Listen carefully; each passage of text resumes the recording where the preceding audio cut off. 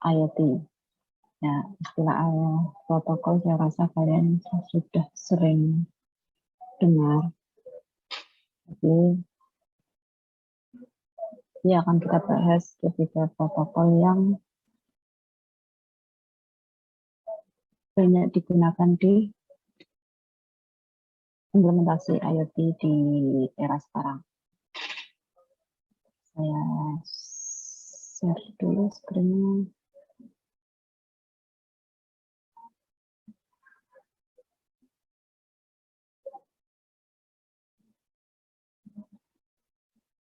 Recording in progress.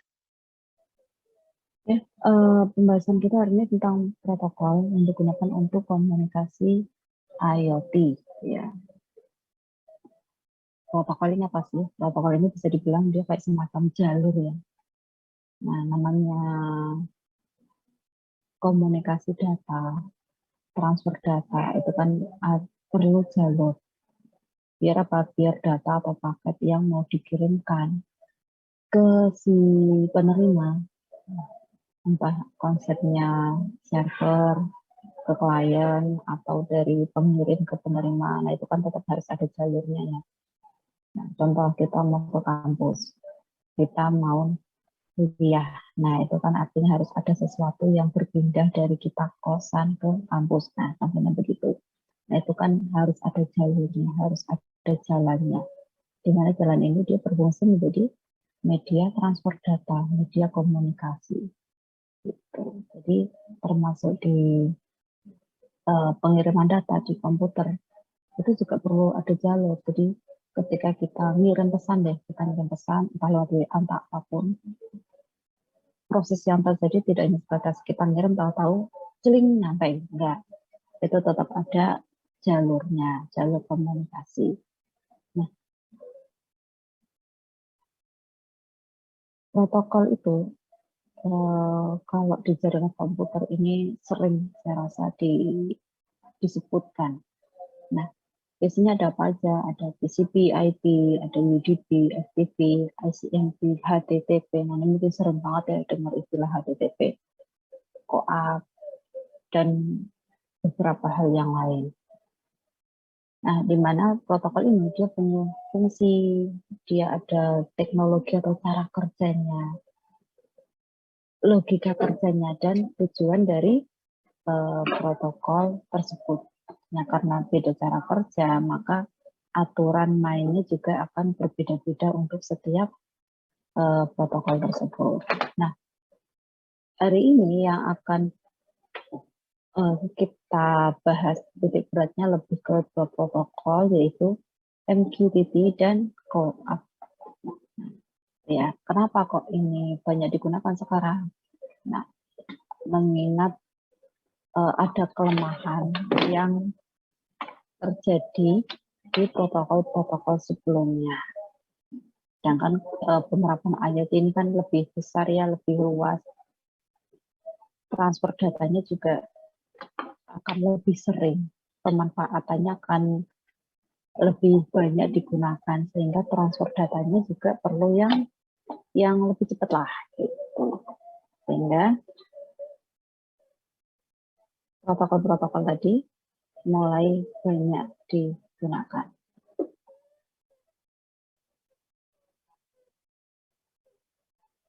IoT di sini dia bekerja dengan mengumpulkan, mengirim, dan dia bekerja berdasarkan data-data yang dia peroleh.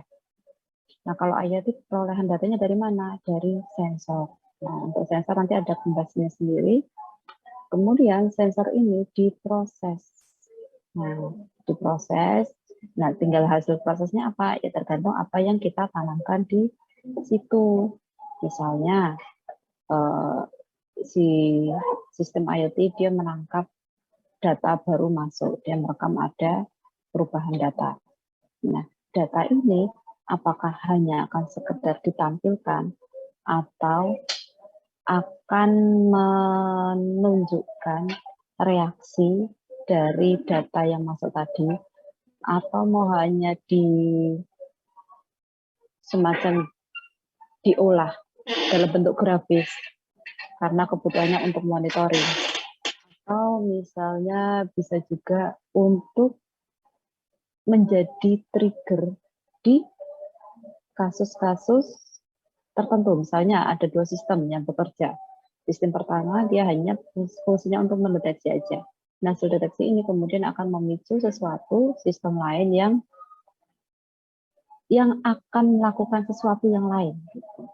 Contohnya gini, di smart dustbin, lebih ke sampah pinter gitu ya. Itu ngapain? Nah, misalnya kita buang sampah, nah, kan ada pemicunya nih, ada sensor yang mendeteksi bahwa oh ini tuh ada sampah masuk. Nah, siapa yang bekerja di situ? Nah, itu si sensor. Kemudian smartnya di mana?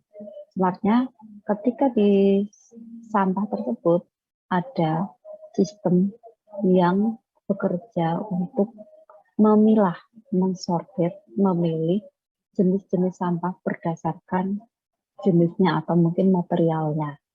Apakah ini sampah basah, sampah kering, sampah yang bisa didaur ulang, sampah yang tidak bisa didaur ulang, sampah kaleng. Nah, di situ ada sesuatu yang mendeteksi untuk memilah. Misalnya nih, ini kertas, maka dia harus masuk ke jalur yang A. Oh, ini sampahnya plastik, maka dia masuk ke jalur B. Oh, ini botol kaleng misalnya, maka dia harus masuk ke jalur yang mana gitu.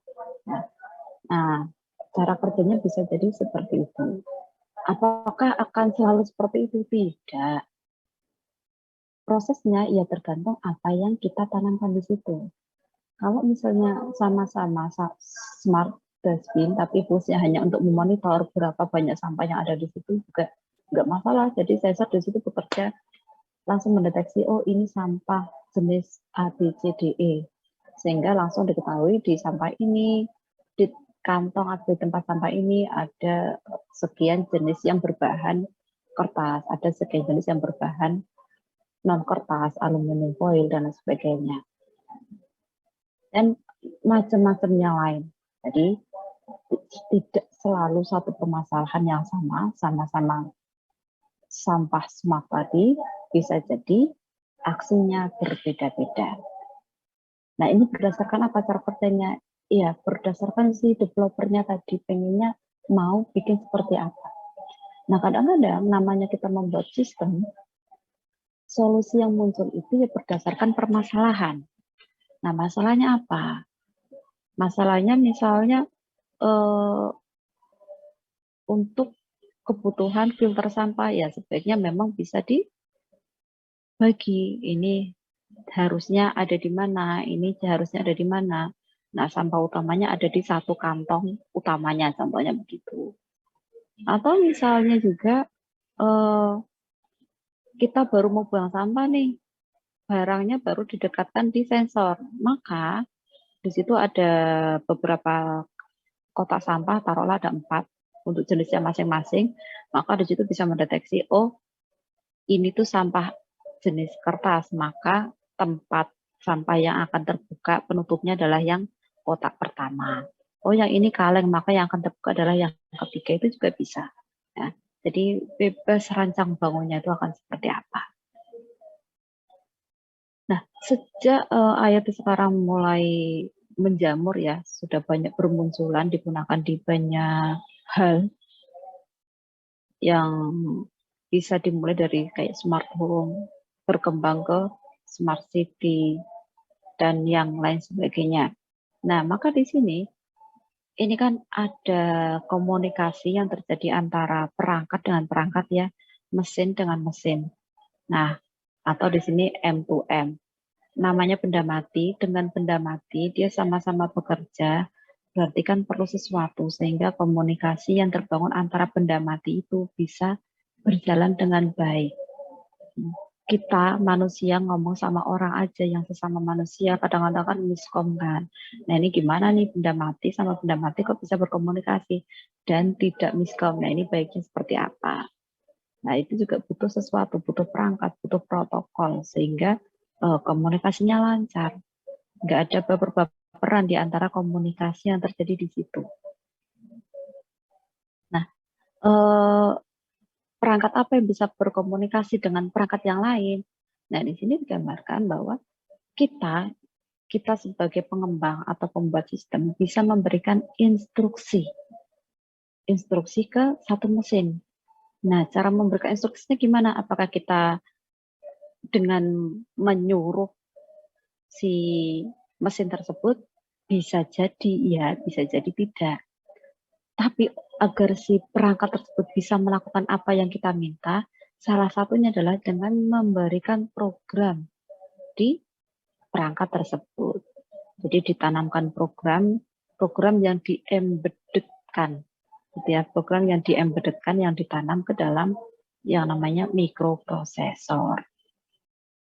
Sehingga ketika kita sudah menanamkan program di situ, misalnya kita bilang, nanti kalau si sensor ini menangkap bahwa ada objek, kan dia belum bisa memilah ya apakah ini objek A, B, C, D, E, mendeteksi ada objek. Nah, maka lakukan apa? Kecuali kalau misalnya objek yang kita akan bangun itu lebih spesifik, objek yang berbentuk kertas, objek yang berbentuk aluminium misalnya. Nah, itu programnya juga harus menyesuaikan. Kita harus bagaimana caranya kita mengidentifikasi bahwa ini tuh objek kertas, ini tuh objek kaleng, ini tuh objek kayu misalnya. Nah, jadi kita tanamkan program-program di situ. Kemudian ketika sudah berhasil terdeteksi, maka apa yang perlu dilakukan, gitu. Nah,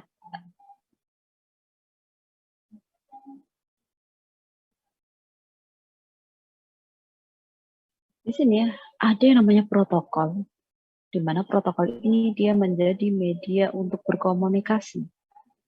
Komunikasi poin ke poin, mesin ke mesin. Sehingga kita selaku pengguna perlu menyiapkan sesuatu agar perangkat tersebut bisa berkomunikasi. Komunikasi ini bisa menggunakan jalur internet dan juga bisa menggunakan non. Nah, non internet itu lebih ke lokal gitu ya. Tapi tetap ada media komunikasinya.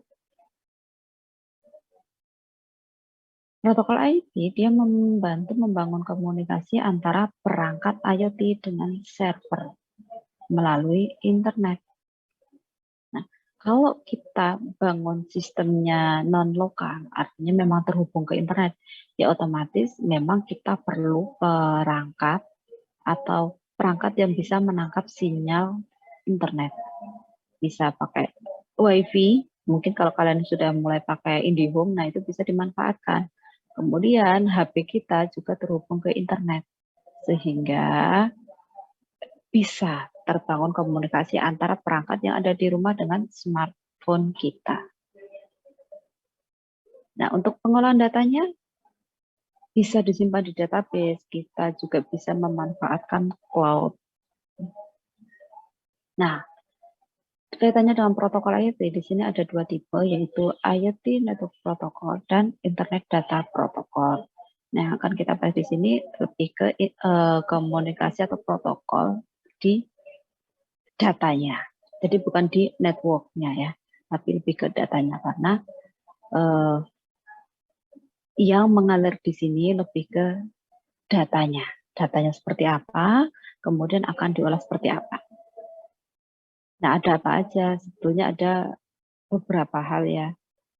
Cuman hari ini yang akan fokus kita bahas adalah di dua hal, yaitu di MQTT dan COAP, Constraint Application Protocol. Nah, untuk memberikan gambaran tentang dua protokol tersebut, yang MQTT dan COAP, di sini saya sudah siapkan dua video. Kita simak dulu video pembahasannya seperti apa. Nanti baru kita lanjutkan pembahasan dari dua protokol tersebut. Gitu. Recording stopped. Ini saya siapkan dulu linknya. Saya stop share dulu.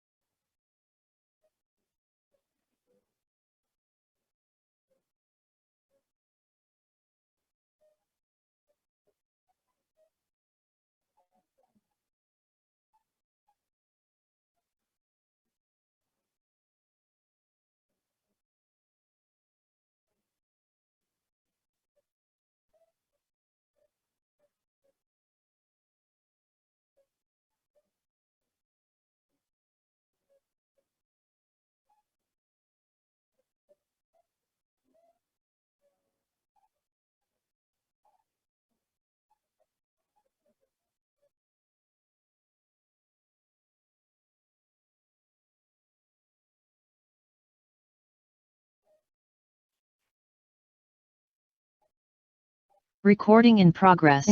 Ini video yang pertama tentang MQTT. Mari kita simak bareng-bareng.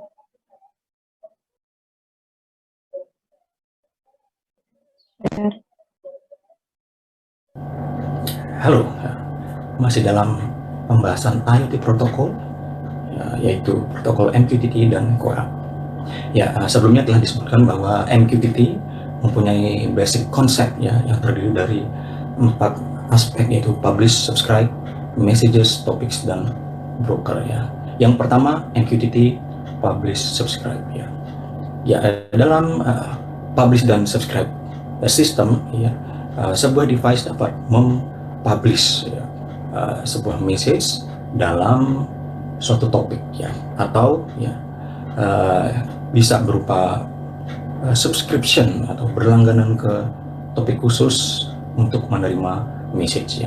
Kita lihat di gambar yang di sebelah kiri adalah device yang mempublish, contoh seperti tadi bisa digambarkan mungkin Node-RED begitu, dia bisa mempublish message di atas suatu topik, sedangkan yang di sebelah kanan adalah device juga, tetapi dia berlangganan ke suatu topik. Misalkan penjelasannya, device satu yang biru sebelah kiri mempublish message atau data ke dalam suatu topik. Device 2 berlangganan atau subscribe ke topik yang sama dengan device 1 yang mempublish, maka device 2 ini fungsinya untuk menerima message. Jadi ini adalah konsep publish dan subscribe. Yang kedua, MQTT message atau messages. Messages adalah informasi yang akan kita pertukarkan antara device yang sama-sama berada dalam satu MQTT topik. Jadi message ini bisa berupa komen atau berupa data, status dan sebagainya. Yang ketiga, MQTT topics. MQTT topik ini suatu konsep yang penting juga. Topik ini adalah cara kita mendaftarkan interest atau tema untuk message yang masuk, atau bagaimana kita menspesifikasikan message yang akan kita publish gitu. Di sini dikatakan topik direpresentasikan dengan string atau karakter yang dipisahkan dengan forward slash atau slash. Tiap forward slash mengindikasikan level dari topiknya. Nah, ini contohnya jika kita membuat topik home office dan lamp atau lampu. Jadi ada topik home slash office slash lamp, di mana slash ini adalah topik level separator. Kita lihat pada gambar, home dan office mempunyai topik level yang berbeda. Sebagai catatan, topik ini sifatnya case sensitif, jadi huruf kecil dan huruf besar itu mempunyai makna yang berbeda. Misalnya di contoh ini lamp, jika A-nya A besar, LA-nya LA besar dengan LA-nya LA kecil, itu berarti adalah dua topik yang berbeda. Nah, misalkan ini penggambaran dari penggunaan MQTT topik. Dan jika kita misalnya mau menyalakan lampu di dalam kantor menggunakan MQTT, nah ini seperti ini penggambarannya. Yang di sebelah kiri MQTT client atau device yang berwarna biru ini, dia akan mempublish mempublish message atau perintah ya, apakah on atau off. Yang sebelah kanan ada juga device MQTT, tapi dia unsubscribe atau lebih mendengarkan apa yang terjadi di topik yang di tengah, yaitu topik home office lamp ya. Dia mendengarkan apakah statusnya on off dan seterusnya ya. Jadi jika penjelasannya, jika kita mempunyai device yang mempublish on atau off ya message oleh device yang sebelah kiri, device yang sebelah kiri ini fungsinya mempublish message ya. Dan penjelasan selanjutnya di sebelah kanan, dia mendengarkan, mensubscribe ya, atau si microcontroller ini misalkan ESP32 ya, dia mendengarkan topik home office lamp, bagaimana statusnya, apakah on atau off dan seterusnya. Nah, jika device yang di sebelah kiri ini melakukan perubahan status atau mempublish message, maka si microcontroller ESP32 misalkan dia akan mengubah status atau memerintahkan sensor untuk ya mengubah statusnya sesuai dengan message yang dipublish oleh device yang sebelah kiri ya. Nah, konsep terakhir adalah dari 4 konsep MQTT ini adalah MQTT broker ya. Jadi broker ini tugasnya untuk bertanggung jawab atas pengiriman dan penerimaan semua message ya, penerimaan message, kemudian memfilter dari message, kemudian dia memutuskan siapa atau menentukan siapa yang bisa masuk ke dalam daftar penerima dari message ini, dan kemudian mempublish message kepada klien-klien yang diperbolehkan. Jadi gambarnya broker ini ada di tengah ya, semacam ya middleware begitu ya.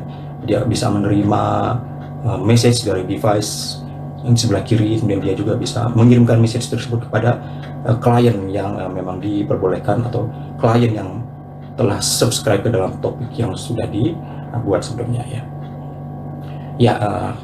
Kemudian dalam MQTT ini ada kita kenal quality of service ya. Di dalam MQTT ini ada 3 macam, 0, 1 dan 2 ya.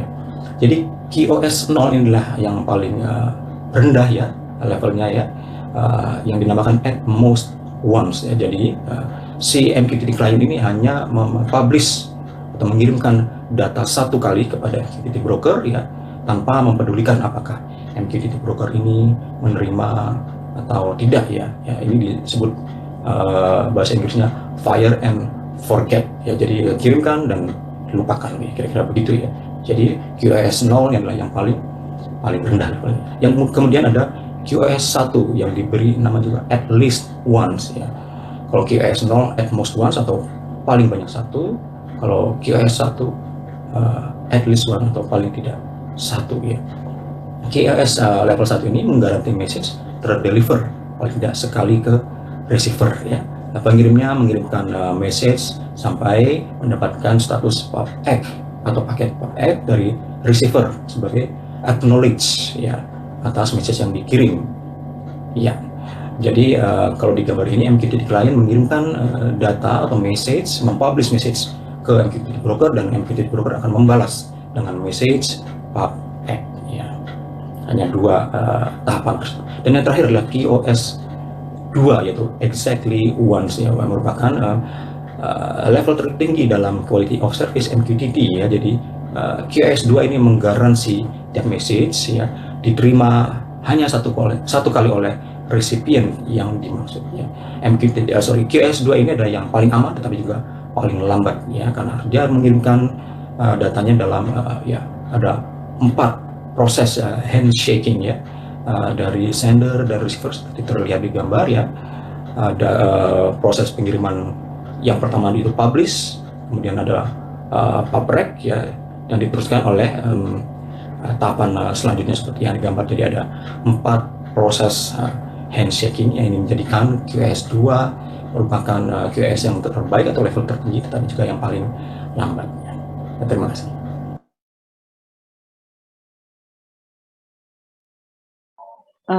Itu penjelasan untuk protokol yang MQTT. Selanjutnya, sebentar. Recording stopped.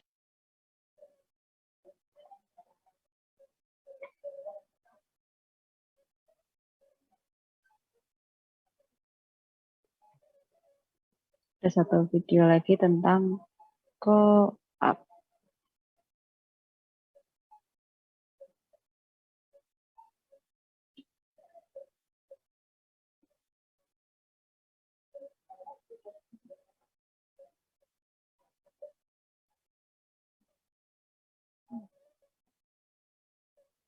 Untuk referensi MQTT dan co-op sebetulnya untuk sekarang ya, hari ini itu masih sulit mencari yang bisa dibilang penjelasannya lebih mudah diterima. Kemudian itu saat ini masih sulit. Ada tapi versi bahasa Inggris. Nah, itu banyak yang re-upload versi Inggrisnya. Jadi kalau misalnya kalian mau tahu lebih banyak penjelasan tentang MQTT, saat ini lebih banyak versi Inggrisnya. Kalau misalnya, tapi apa ada yang bahasa Indonesia? Ada, tapi tidak banyak. Yang banyak lebih ke implementasi penggunaan MQTT. Itu. Jadi nanti saya taruh linknya di materi aja, di mana di situ sudah saya tonton juga dan memang penjelasannya enak. Di situ juga ditunjukkan bahwa cara kerjanya gini loh, cara nyusunnya ini, nanti klik ini, nah ini saat ini lihat nih saya kirim, kemudian ini outputnya, nah kira-kira seperti itu ditunjukkan dengan menurut saya lumayan baik gitu dibandingkan channel-channel tutorial yang lain gitu. Sisi manfaat MQTT-nya itu tampak ya. Sulitnya adalah protokol ini kan nggak berwujud ya, tidak berwujud. Jadi agak susah untuk disampaikan gambaran visualisasinya, gambarannya seperti apa itu agak susah karena memang abstrak. Cuma nanti saya akan taruh di situ ada dua series lah ya. Seri pertama, seri kedua. Nah nanti kalau mau dapat full versinya ya silahkan ditonton dua-duanya. Ini pun sebetulnya 3 seri untuk yang tadi saya putar. Yang saya putarkan tadi adalah seri keduanya. Seri pertamanya tentang penjelasan protokolnya sendiri, yang kedua tentang MQTT. Nah, yang ketiga ini masih agak nyambung ke MQTT sedikit, baru nanti ke co-op-nya. Nah, kira-kira seperti itu. Linknya sudah saya taruh, jadi nanti kalian kalau mau dilihat lagi silahkan cek di materinya, kemudian ditonton, di situ dilihat channelnya siapa. Nah, kalian bisa search sendiri. Apakah harus dari sumber ini? Tidak, saya tidak mengharuskan, cuman di sini biar ada satu pandangan yang sama tentang materi yang kita diskusikan. Begitu, selanjutnya saya share lagi untuk video yang kedua, yaitu tentang co-op.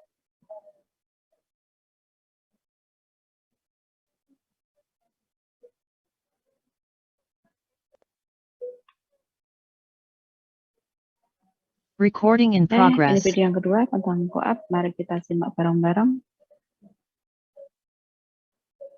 Saya share. Oke, sudah. Halo, masih dalam pembahasan IoT Protocol, MQTT dan co-op ya. Ya, dalam sesi sebelumnya kita sudah banyak berbicara tentang MQTT ya. Kalau boleh disimpulkan ya, beberapa keuntungan dari protokol MQTT adalah satu, lebih efisien dalam distribusi informasi. Yang kedua, lebih scalable, ya, meningkatkan scalability atau ya baik untuk skala besar gitu ya. Kemudian yang ketiga, mengurangi konsumsi bandwidth network secara dramatis. Kemudian juga mengurangi atau menurunkan rate update menjadi beberapa detik saja, atau kemudian lebih cocok untuk remote sensing dan control. Kemudian memaksimalkan bandwidth yang tersedia, kemudian overhead yang ringan, juga ada security yang ya cukup baik ya, uses permission based security, dan kemudian ekosistem yang robust ya. Itu adalah beberapa benefit dari MQTT. Nah, sekarang kita berpindah ke topik co-op ya. Ya, apakah itu protokol co-op? Ya, co-op ini dikatakan adalah protokol IoT yang merupakan singkatan dari Constraint Application Protocols dan didefinisikan dalam RFC 7252. Ya, co-op ini adalah protokol simple dengan overhead yang rendah yang khusus didesain untuk ya perangkat-perangkat yang terbatas seperti microcontroller dan network yang terbatas. Ya. Protokol ini menggunakan atau digunakan dalam pertukaran data end-to-end ya yang mirip dengan HTTP ya, tetapi ada beberapa ya perbedaannya, di mana CoAP ini adalah UDP based ya. Ya, beberapa fitur utama dalam CoAP misalkan ya, satu, web protokol menggunakan atau memanfaatkan M2M yang bersifat terbatas ya, atau requirement terbatas. Kemudian ada asynchronous message exchange, dan kemudian low overhead dan sangat mudah untuk di parsing. Kemudian URI dan content type support, dan ada kemampuan untuk proxy dan caching ya. Beberapa fitur dari CoAP itu mirip dengan HTTP atau HTTP, tetapi tidak bisa dikatakan bahwa CoAP ini adalah versi kompresi dari HTTP ya, karena memang CoAP ini didesain secara spesifik untuk keperluan IoT dan end-to-end yang sudah dioptimalisasi untuk tugas-tugas ini ya. Ya, kita lihat di gambar ini adalah layer dari CoAP ya, di mana ada 4 ya application yang paling atas yang orange, kemudian request, response, dan messages, serta yang di bawahnya yang berwarna biru UDP. Jadi CoAP ini ada di tengah yang berwarna hijau berupa request, response, dan messages ya. Nah, ada 2 layer yang berbeda yang membentuk CoAP protokol, yaitu ya message dan request response. Message layer berhubungan dengan UDP dan dengan asynchronous messages, sedangkan request response ya memanage atau menghandle interaksi request response yang berhubungan tentunya dengan application ya. Ya, ini menjelaskan bahwa CoAP ini mensupport atau mendukung 2 macam message ya. Ya, kalau tadi di MQTT ada quality of service, kalau ini ada 2 tipe message, yaitu confirmable atau con dan non-confirmable atau non ya. Yang non-confirmable dulu ya, kita lihat ada client dan server ya. Client ini akan mengirimkan sekali saja message ya, sedangkan kalau untuk con atau confirmable dia mengirimkan message 2 kali atau 2 arah, berupa message pertama yaitu con dari client ke server, dan kemudian message kedua ACK dari server ke client ya. Ya, tetapi dalam kasus server kesulitan menerima request dari klien, dia akan mengirimkan message yang disebut RST ya, karena dia tidak bisa menerima atau mengirimkan message X atau acknowledge ya. Oke. Ya, CoAP juga mempunyai security ya. Salah satu aspek penting dalam IoT protokol ini yang harus diperhatikan ya. Ya, telah disebutkan sebelumnya bahwa CoAP menggunakan UDP untuk transportnya ya. Jadi CoAP ini mengandalkan aspek security dari UDP ya. Nah, kalau HTTP menggunakan TLS over TCP, CoAP menggunakan datagram TLS melalui UDP ya. Ya, di TLS mensupport RSA, AES dan sebagainya ya. Dan kita harus memperhatikan juga bahwa di IoT ini kita banyak berhubungan dengan device yang terbatas ya. Karena itu ya, aspek security ini juga tidak boleh terlalu memberatkan device atau sistem yang kita bangun ya. Ya, di sini kita melihat penjelasan bahwa ya CoAP ini ya sedikit mirip atau cukup mirip dengan konsep HTTP atau HTTP, di mana sama-sama menggunakan konsep RESTful API yang banyak digunakan untuk web services ya. Ya, kalau di RESTful methods kita melihat ada fungsi-fungsi get, put, post, dan delete ya.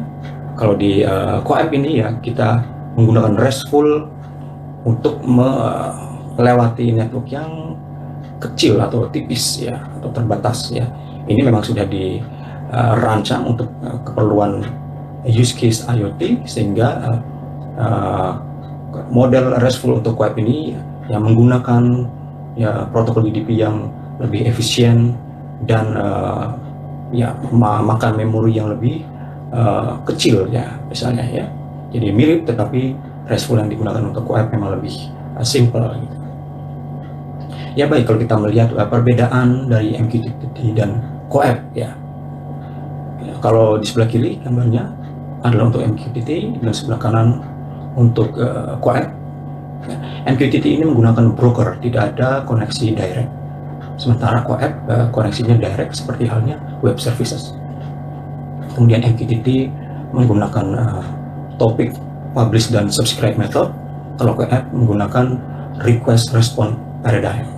Kemudian MQTT hanya mengirimkan informasi, ya tidak menggunakan model API RESTful. Sementara CoAP menggunakan model API RESTful. Ya. Kemudian MQTT ini adalah event oriented protocol, ya. Sedangkan CoAP adalah lebih pas untuk model state transfer, gitu ya, bukan berupa event oriented protocol.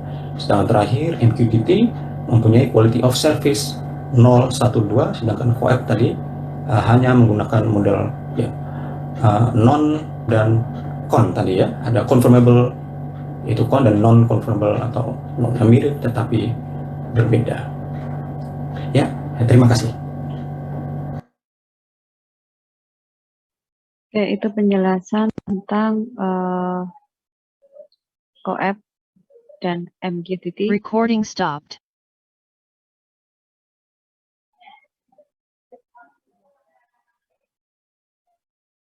Ya, saya close dulu videonya. Ya, jadi itu gambaran komunikasi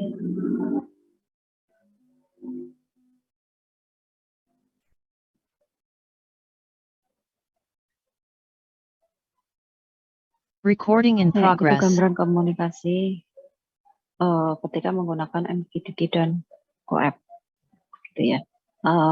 Ada perbedaan di kedua hal, tapi dua-duanya protokol tersebut dia memperbaiki kekurangan atau kelemahan yang ada di protokol lama, contohnya HTTP, gitu ya. Ini secara garis besar, ketika si konsep kerjanya HTTP, itu kan cara kerjanya adalah kalau si klien dia meminta informasi, kemudian si server kan baru dia menerima request ya. Ketika si klien tadi butuh informasi, dia akan melakukan request ke server. Nah, request yang tadi diterima oleh si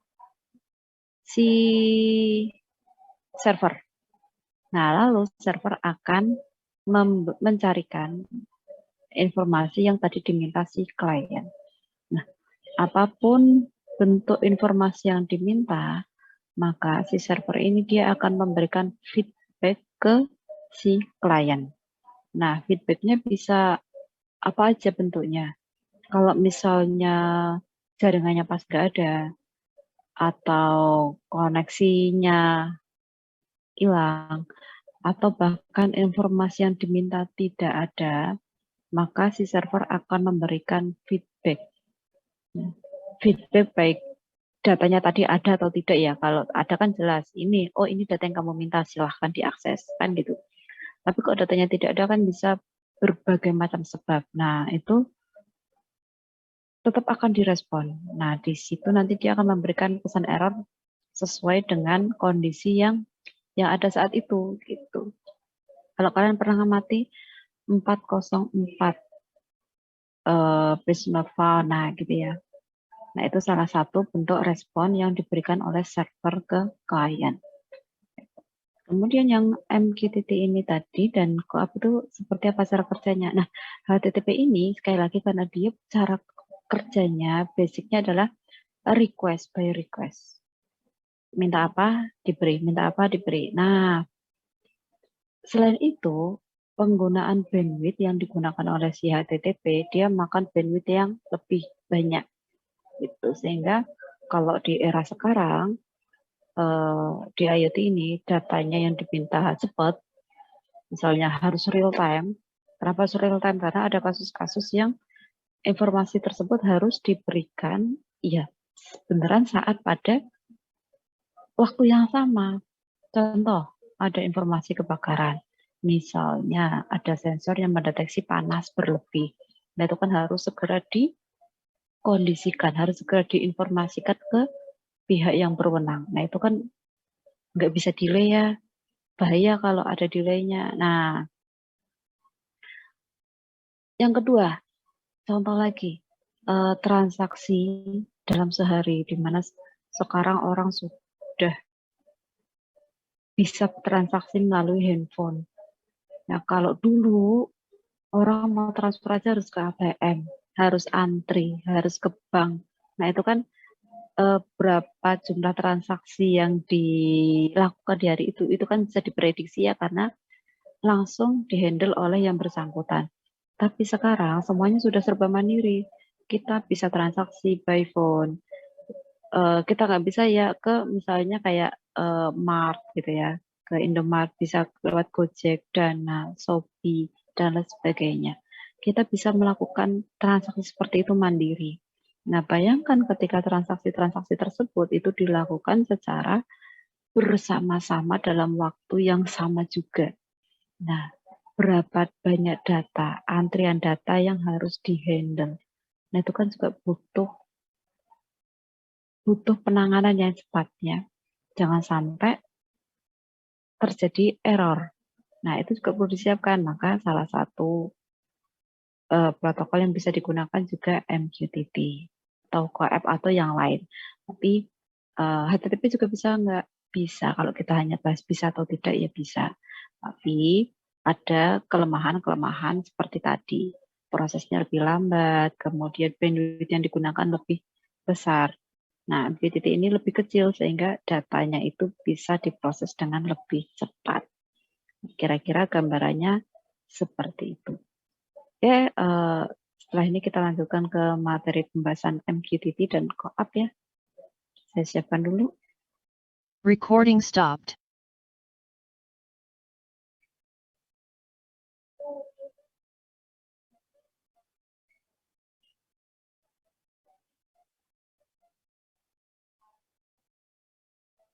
Recording in progress.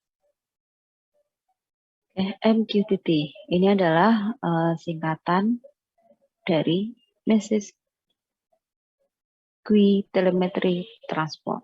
Jadi di sini lebih ke dia mengatasi antrian pesan-pesan yang masuk. Ya. Protokol ini memang dirancang untuk kebutuhan terutama sekarang IoT ya. Jadi dirancang memang untuk kebutuhan itu. Kenapa? Nah, karena memang MQTT ini dirancang untuk komunikasi antara mesin dengan mesin. Gitu. Nah, protokol ini konsepnya, cara kerjanya bukan request kemudian diberikan service yang diminta tadi ya. Tapi kalau MQTT dia menggunakan konsep publish and subscribe. Agak mirip, bukan client server. Nah, kalau yang HTTP itu kan client sama server ya. Nah, di sini publish sama subscribe. Nah, si perangkat ini salah satu bertindak sebagai publisher, salah satunya lagi bertindak sebagai subscriber. Jadi kayak kita ya sekarang di YouTube gitu kan, kita men-subscribe channel untuk apa? Ya, agar kita kan dapat informasi, kita bisa mengikuti atau menerima informasi dari informasi-informasi yang diberikan oleh si channel tersebut melalui videonya. Jadi publishernya siapa ya? Berarti si channel tersebut, kita di situ sebagai subscriber. Nah di sini MQTT ini karena konsepnya memang dirancang untuk komunikasi mesin dengan mesin, sehingga mesin ini bisa berkomunikasi tanpa harus ada alamat khusus, baik antara server maupun dengan device-device yang lain. Kalau yang HTTP itu kan ada alamat IP ya, dia alamat IP-nya sekian sudah ditentukan. Jadi saya akan mengirim ke alamat IP yang bersangkutan, yaitu yang ada di alamat sekian. Tapi kalau di sini memang dirancangnya tidak seperti itu. Lebih ke siapa saja yang mensubscribe dia, yang mengikuti topik yang dia akan bagikan. Itu. Tadi di video juga sempat disebutkan bahwa topik tersebut dia bersifat case sensitive. Jadi penulisan huruf besarnya itu akan berpengaruh. Kalau ditentukan topik tersebut hurufnya kecil semua, kemudian kita tuliskan ada huruf besarnya misalnya, nah itu sudah tidak bisa. Jadi ya kita harus mengikuti channel tersebut, topik tersebut untuk bisa mendapatkan informasi dari si publisher. Nah, tadinya MQTT dia nggak gratis sih, dia ada hak miliknya. Kemudian sejarahnya ya dari 2010, lalu tahun 2019 ada versi MQTT versi 5, kemudian jadi officialnya Oasis. Sekarang MQTT sudah bisa diakses secara gratis. Nah, protokol ini dia mendukung sekali untuk jaringan yang secara luas, wide ya, secara luas. Sehingga MQTT ini dia punya kemampuan data selain tidak hanya cepat, dia menjangkau lebih luas. Contoh kayak perbankan kan dulu ya, misalnya dulu ketika kita buka tabungan di kantor itu ya hanya bisa komplain atau misalnya mau memperbaiki update lapor kehilangan hanya bisa di situ. Sekarang sudah tidak. Sekarang sudah bisa dilakukan di mana-mana. Kenapa? Ya karena kebutuhannya sudah begitu, maka akan ada arsitektur-arsitektur yang akan dibangun gunanya untuk menjaga kebutuhan itu. Gitu ya. Eranya kan sudah berbeda dengan era yang dulu. Semuanya harus bisa diakses dari mana saja. Bahkan di belahan dunia manapun kita mestinya tetap bisa akses. Nah, gimana cara membangun infrastrukturnya agar komunikasi data yang terbentuk di situ bisa dieksekusi atau diakses dengan mudah dan cepat. Kemudian penyimpanan medianya juga lebih minim. Kenapa? Bandwidth-nya juga lebih kecil. Nah, dicontohkan di sini pernah ada penelitian. Penelitian tersebut di Universitas Brawijaya. Studi kasusnya membuat sistem parkir yang ada di Universitas Brawijaya. Nah, ketika menerapkan protokol MQTT di sistem tersebut, nah di sini didapat rata-rata delay-nya itu, karena saking cepatnya ya, delay-nya itu cuma 0,0, bukan 0,1, bukan 0,2, tapi masih di 0,0 sekian-sekian second. Artinya memang MQTT ini bekerjanya secara cepat. Ya, itu delay-nya hanya sebatas itu loh. Nah, MQTT di sini ini adalah protokol yang memang dibangun untuk komunikasi mesin ke mesin. Dalam hal ini diarahkan ke IoT ya, IoT karena memang komunikasinya salah satunya ya dengan mesin ke mesin. Nah, cara kerjanya tadi menggunakan sistem yang publisher dan subscriber. Di sini tentu saja tetap ada standarnya ya. Dia bekerja di transmisi TCP/IP. Kemudian secara struktur datanya dia lebih fleksibel, Contohnya, kalau nih kita menggunakan database, penyimpanan database ya. Database itu kan ada kolom, tabel, tahap kolom, baris ya. Tabel itu kan terdiri dari kolom dan baris. Setiap kolom kita tentukan tipe datanya ini apa. Nama kolomnya apa, tipe datanya apa. Nama kolomnya apa, tipe datanya apa. Nah, di MQTT ini dia lebih fleksibel. Bentuk datanya mau seperti apa itu lebih bisa masuk. Kenapa? Karena format data yang bisa dilayani di situ tidak menggunakan format tabel, tapi format JSON. Nah, kita harus ubah data kita ke format JSON. Nah, sehingga datanya mau berbentuk seperti apa, itu akan lebih cepat diterima gitu. Lebih standar datanya. Nah, kenapa? Salah satu alasannya adalah ada format-format yang sudah ditentukan secara standar. Contoh di format JSON tadi ya, kita ubah ke format JSON. Nah, format JSON ini penggunaannya juga lebih luas. So, di MQTT, misalnya kita pakai API gitu ya. Kita pakai API. API itu apa sih? Salah satunya adalah misalnya kita bikin sistem mau pakai jadi di situ tuh kita mau taruh Google Map. Kita kan nggak mungkin kan bikin map sendiri. kita gambar, kita bikin titik, nggak mungkin. Maka kita akan memerlukan layanan yang diberikan oleh si Google. Nah, kita taruh API-nya, kode API-nya kita taruh di situ. Apalagi yang menggunakan itu? Misalnya kita pengen bikin sistem penjualan online. Di situ, untuk cek ongkirnya, kita nggak perlu bikin sendiri. Kita nggak perlu bikin. Dari JNE berapa kita standarkan. Nggak perlu seperti itu. Itu ada layanannya. Jadi kita cukup menggunakan kode yang diberikan oleh si layanan tersebut, kita taruh di coding kita, secara otomatis ketika ada perubahan data di sana, di data kita juga ikut berubah.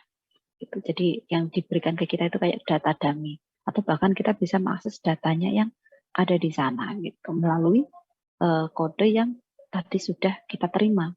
Contohnya lagi yang perubahan datanya cepat, kayak tiket pesawat. Tiket pesawat kan bisa jadi ya kita hari ini lihat, oh harganya untuk ke Sumatera atau ke luar Jawa itu sekitar misalnya 800.000. Nanti kita ngecek malam lagi sudah bisa berubah. Nah, kalau kita semuanya dibikin sendiri, semuanya kita taruh di sistem kita bikin database di situ. Kapan kita tahu mereka update? Kita nggak tahu. Nah, jadi dengan kita langsung nge-link nih ke sana, di sana ada perubahan, di kita sistemnya juga akan ikut berubah. Gitu. Jadi format-format JSON itu beberapa tujuan manfaatnya juga bisa diarahkan ke sana. Ya. Kenapa sih kok harus ada standarisasi format? Nah, untuk menyamakan format, jadi jangan sampai di sana data yang dibagi kebutuhannya ada kelurahan, kecamatan, misalnya kabupaten, kemudian kode pos. Nah, kita tidak memenuhi standar itu. Gitu. Kita cuman, ya udah saya butuhnya cuman paling kecamatan aja kalau ngecek ekspedisi kan hanya perlu kecamatan, jauh-jauh kabupaten. Nggak bisa. Formatnya harus sesuai dengan permintaan mereka. Nah, setiap dari layanan mereka punya kebutuhan masing-masing. Format yang mereka minta juga sudah diatur butuhnya apa. Gitu. Kita yang harus menyesuaikan formatnya sama gitu. Kemudian tujuan dari protokol ini adalah untuk efisiensi bandwidth ya, karena di sini menggunakan resource yang tidak sebesar HTTP, sehingga pesan dapat terkirim dengan lebih cepat. Nah, karena kecil, diharapkan lebih mengurangi resiko data itu rusak, data itu hilang. Kalau kita bahas potensi ada nggak? Sangat mungkin ada, karena kita nggak lihat fisiknya ya. Tapi di sini karena kecil, ringan ya. Jadi kalau taruhlah koneksinya lagi nggak bagus, karena kecil jadi tetap lebih enteng gitu loh untuk diproses. Gitu. Nah, MQTT ini dia nggak ada server. Istilahnya MQTT disebut di sini kayak broker. Dia pihak ketiga, ya. Dia pihak ketiga yang menyediakan layanan. Nah, di sini cara kerjanya adalah tadi sempat ya kita bahas publisher, subscriber. Nah, ini ada satu lagi istilah namanya topik. Nah, jadi di sini kita tentukan dulu nih topiknya apa. Nah, topiknya misalnya kita mau bikin sistem, topiknya adalah untuk kebutuhannya ngecek temperatur nih. Kita bikin topiknya namanya temperatur. Nah, kemudian jadi kita settingnya di mana? Di MQTT-nya. Topiknya apa? Karena di MQTT ini kan dia bisa menyimpan banyak data ya. Jadi nanti akan bisa kita atur untuk temperatur. Nanti yang dibagi adalah data jenis ABCDE. Nah, gitu. Pesan yang mengalir di situ pesan apa?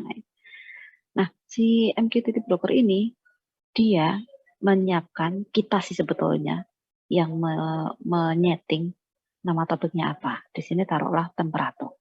Nah, topik temperatur ini itu kan perlu data inputannya.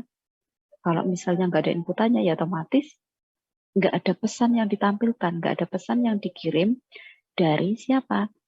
Dari si pengirim ke penerima. Apa yang mau dikirim kalau datanya aja nggak ada sumber datanya.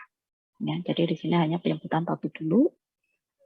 Nah, kemudian untuk mengambil datanya kan kita butuh sensor ya. Sensornya ya harus sensor yang sesuai dengan fungsinya. Untuk ngapain? Untuk ngecek temperatur ya kita butuh sensor temperatur. Nah, di sini si sensor ini dia menangkap nih, oh suhunya sekian. Maka dia akan mengirimkan data dengan nilai yang tadi dia rekam. Di sini taruhlah 28 derajat Celcius gitu ya. Nah, ini akan dikirimkan ke si topik yang bernama temperatur tadi. Karena di temperatur tadi diset bahwa ya data yang akan masuk nanti bentuknya seperti ini.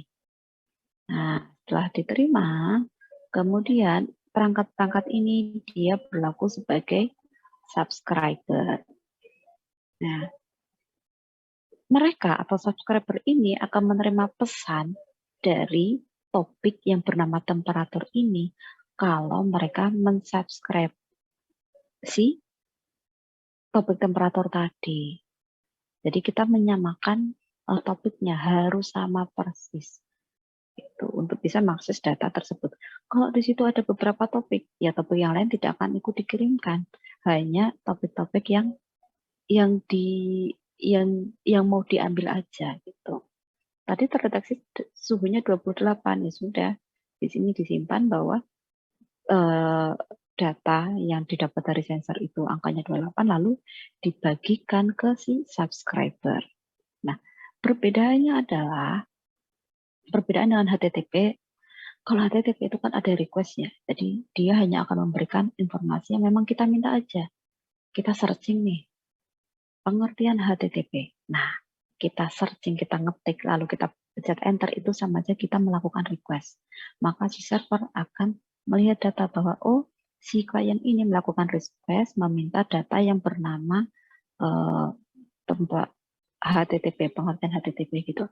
Dicarilah oleh si server, kemudian diberikan kalau ada, atau memberikan informasi berdasarkan apa yang terjadi di situ.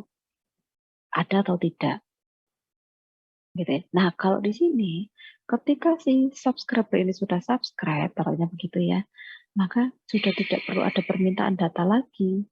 Permintaan datanya cukup dilakukan di awal tadi ketika menentukan saya akan mensubscribe si topik ini gitu.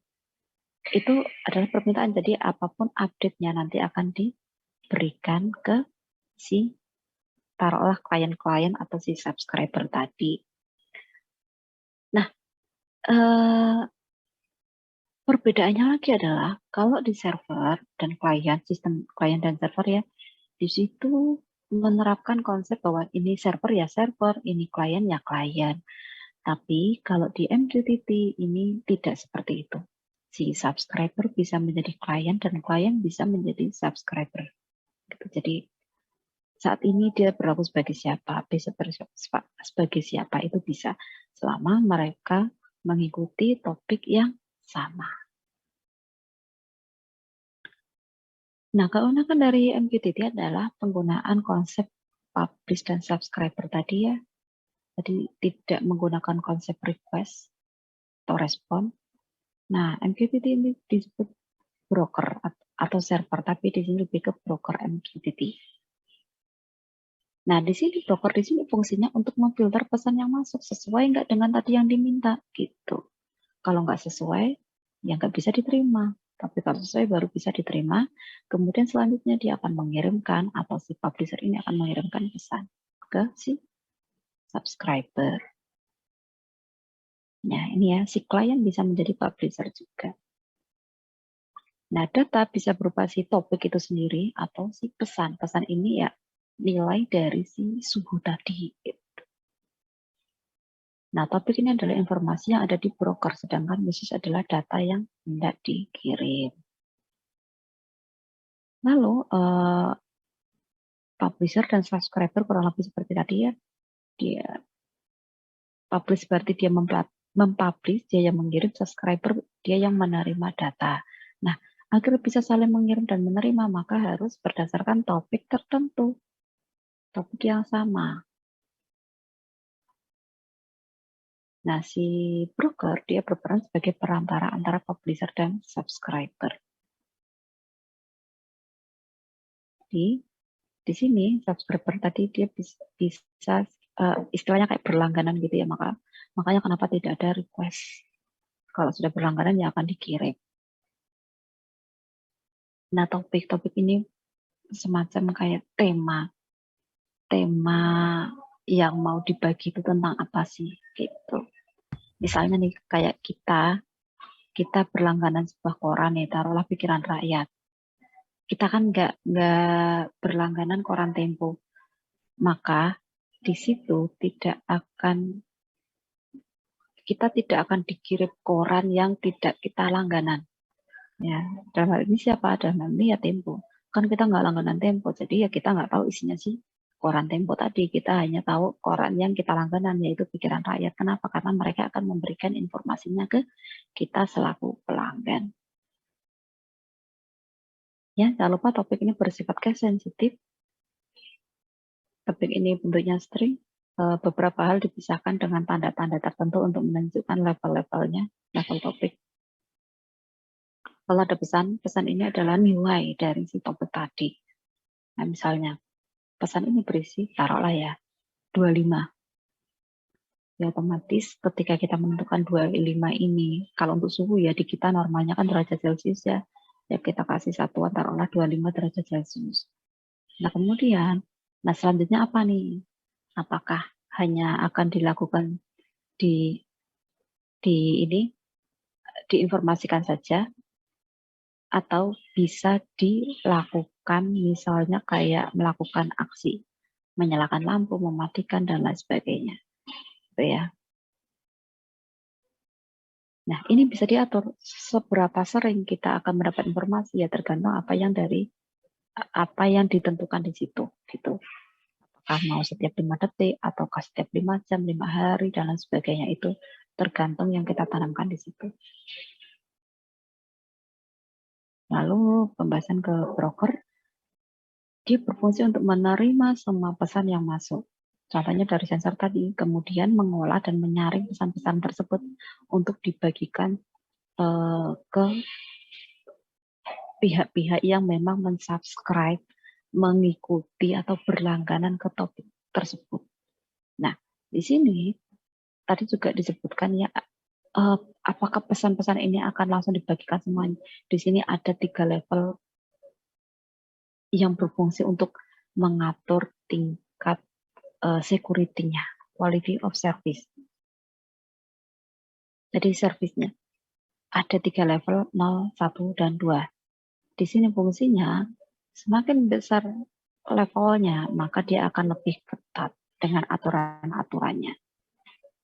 Ini tergantung datanya. Kalau datanya sifatnya nggak urgent, nggak rawan gitu ya, kita pakai 0 aja nggak apa-apa. Jadi kalau misalnya ada terjadi kayak semacam datanya agak-agak miss gitu ya, ya oke, nggak akan terlalu dipermasalahkan. Tapi kalau memang dia butuh data ketat, dia butuh data yang fix, valid, maka bisa gunakan yang 2.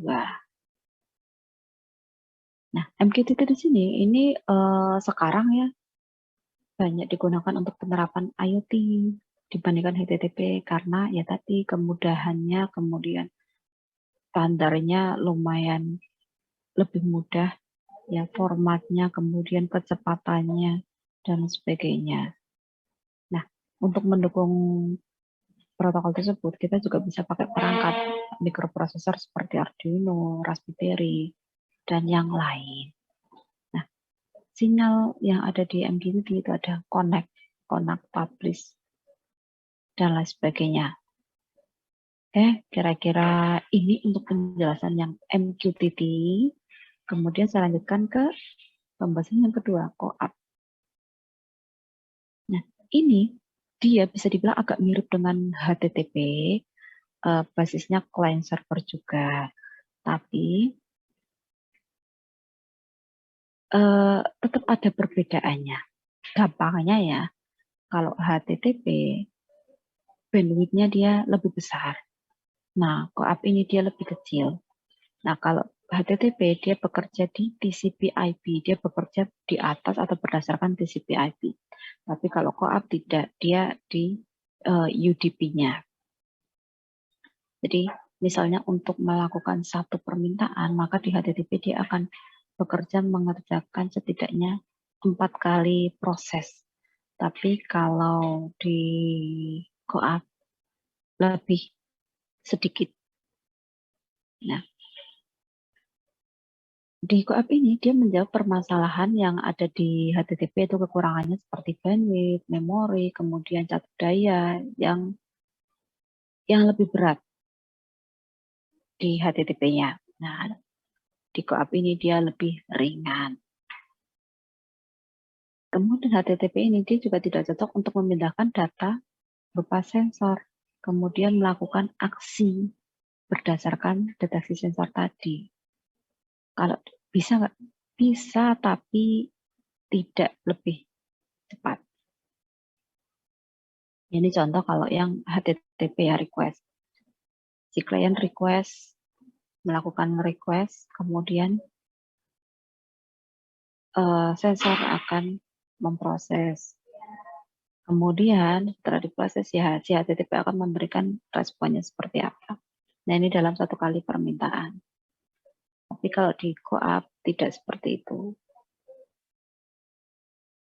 Dia produktivitasnya ini memang dirancang untuk IoT sih. Kemudian QAP ini alternatif dari protokol HTTP tadi. Cara kerjanya agak mirip tapi tidak selama HTTP tadi. Gitu. Kemudian keunggulan dari QAP ini adalah ukuran datanya lebih kecil sehingga lebih cepat, lebih hemat sumber daya. Proses informasinya juga akan lebih cepat dibandingkan menggunakan HTTP. Cuman di sini saya belum nemu data kayak semacam perbandingan data kecepatannya ya. Kalau tadi yang MQTT kan sudah ada penelitian yang meneliti delay-nya 0,02 sekian gitu ya. Tapi kalau yang QAP dibanding HTTP saya belum menemukan seberapa. Tapi disebutkan bahwa QAP ini paketnya relatif lebih kecil sehingga akan lebih cepat ketika harus dikirim. Nah, QAP dia berada di atas UDP, bukan di atas TCP/IP. Kalau HTTP di atas TCP/IP. Nah, di UDP ini paket-paket IP disebut datagram. Jadi nama paketnya disebut datagram. Dia tidak mengenal urutan sih. Kemudian di datagram ini dia bisa hilang atau diterima dengan urutan yang berbeda dari yang seharusnya. Jadi tidak mengenal antrian. Kalau HTTP kan ada antriannya ya. Mau dikerjakan berdasarkan ukuran paketnya dulu atau mana yang masuk duluan. Nah, tinggal LIFO, FIFO atau berdasarkan apa. Nah, tapi kalau di QAP ini dia tidak mengenal urutan. Jadi perlu dipertimbangkan ketika kita menggunakan QAP. Nah, di sini di QAP ini dia sifatnya opsional. Sehingga kalau ada service yang bisa dibilang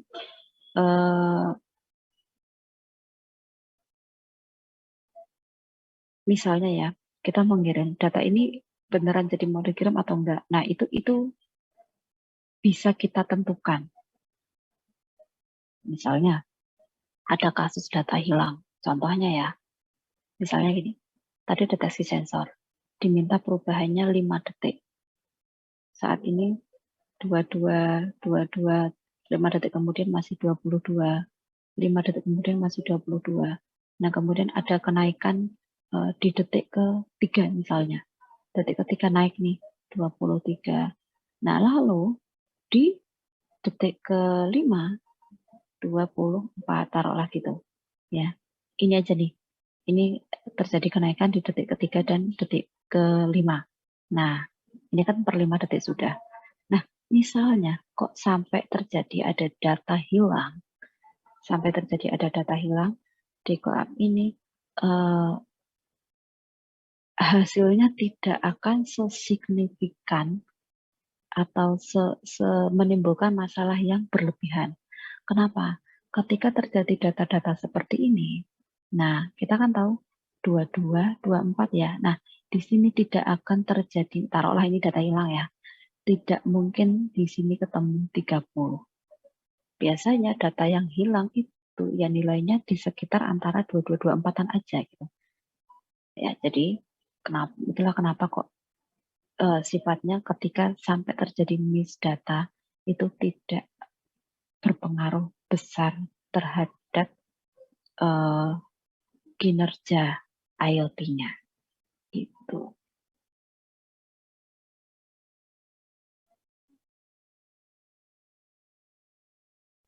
Nah, di sini gue memperkenalkan pola komunikasinya, multicast dan event observe. Nah, karena si co-op ini dia di atas UDP, bukan di TCP/IP, sehingga dia bisa multicasting. Jadi, setidaknya ketika enkripsi ini bisa digunakan, bisa mengirim pesan ke alamat multicast yang telah ditentukan sebelumnya. Jadi bisa ngirim data sekaligus, split data. Jadi kalau taruhlah kayak MQTT tadi ada subscribernya lebih dari satu, nah itu bisa. Ya, jadi tidak harus 1, 2, 3, 4. Yang pertama kirim ke orang pertama dulu, kedua kirim kedua dulu. Nah, jadi dia bisa multicasting. Lalu observe pattern. Recording stopped. Bentar, saya mute dulu.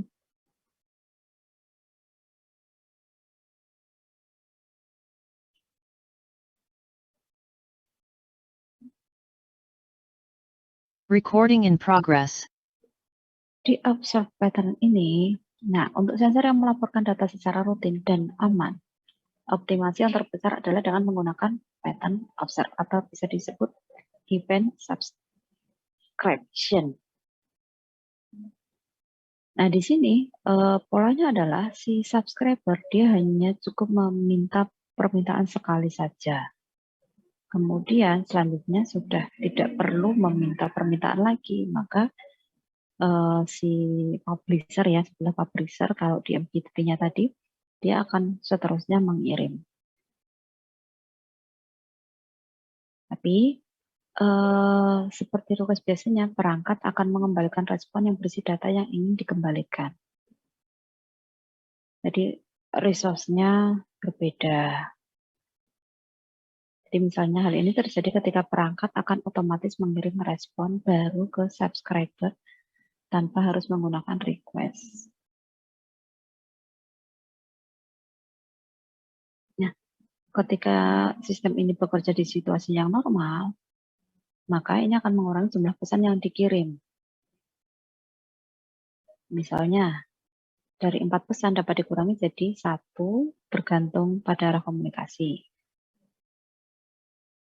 Jadi misalnya ada permintaan data, kemudian si pesan tadi bisa dipangkas 4 kali lebih cepat dibandingkan kasus normal. Gitu. Nah, contohnya, contoh cara kerja atau ilustrasinya misalnya gini ada subscriber, lalu ada server. Nah, di sini kayak cukup minta 1 kali aja, maka selanjutnya dia akan memberikan datanya. Merespon, kemudian mengupdate lagi kalau ada perubahan, mengupdate lagi. Kemudian kalau misalnya kita stop subscribe-nya, ya maka dia akan memberikan respon bahwa oke, Anda sudah tidak mensubscribe gitu. Jadi selama di sini di-subscribe, maka ya ini akan terus diproses. Nah, kemudian contoh konsep protokolnya yang antara co-op sama HTTP ya. Nah, ini kalau lewat HTTP ya ini proxy ke server, server ke klien, dikembalikan server ke proxy lagi. Nah, kalau ini bisa langsung, aksesnya lebih cepat. Gitu. Jadi konsepnya tetap seperti mirip HTTP, yaitu ada request sama respon, tapi requestnya dilakukan 1 kali aja. Kemudian ada metode pengirimannya seperti di HTTP, kan ada GET ya. Kalau kita bikin web itu kan ada GET, POST, nah ini mungkin sering kita dengar ya. Nah di sini juga menggunakan metode itu. Oke, lalu ada protokol yang lain yang saya tidak bahas terlalu panjang mungkin di sini, ya. MQP, Advanced Message Queuing Protocol, di sini adalah standar layer untuk ke message yang oriented middleware. Nah, AMQP ini dia memang dibuat untuk pertukaran pesan, ya, pertukaran pesan di lingkungan middleware. Nah, konsep cara kerjanya kurang lebih seperti ini ya. Ini misalnya ada permintaan untuk pembuatan PDP, lalu produser mempublish, kemudian diproses oleh di protokol AMQP seperti apa, termasuk antriannya. Nah, kalau sudah, maka dikirim ke konsumen.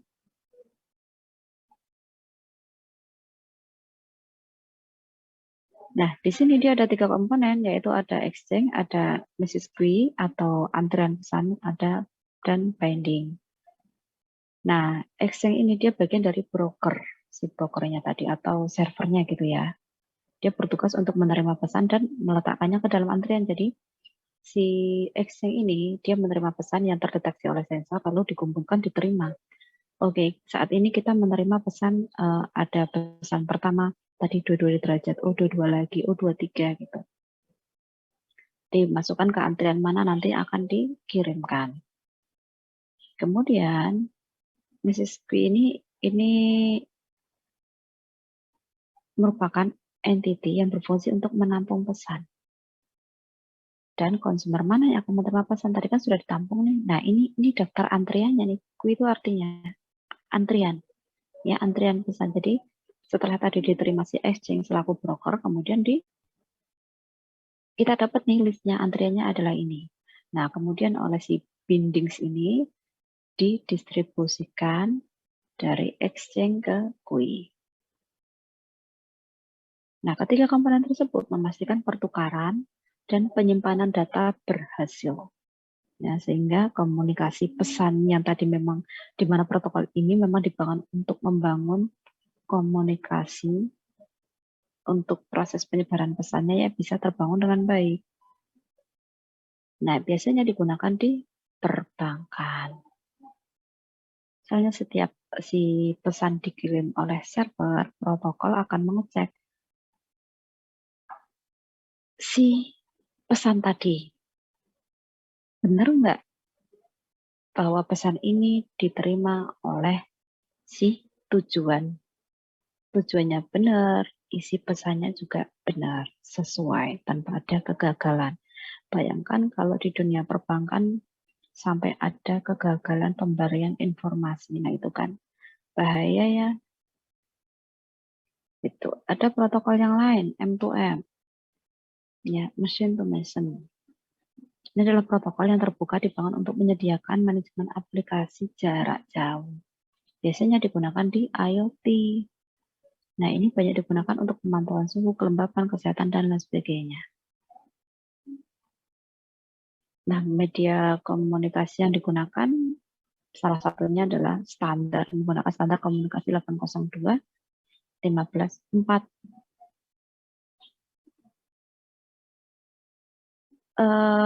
Untuk protokol ini, dia lebih hemat biaya dibandingkan menggunakan jaringan publik, sehingga diharapkan ketika menggunakan protokol mesin to mesin ini bisa bertukar data dengan lebih baik.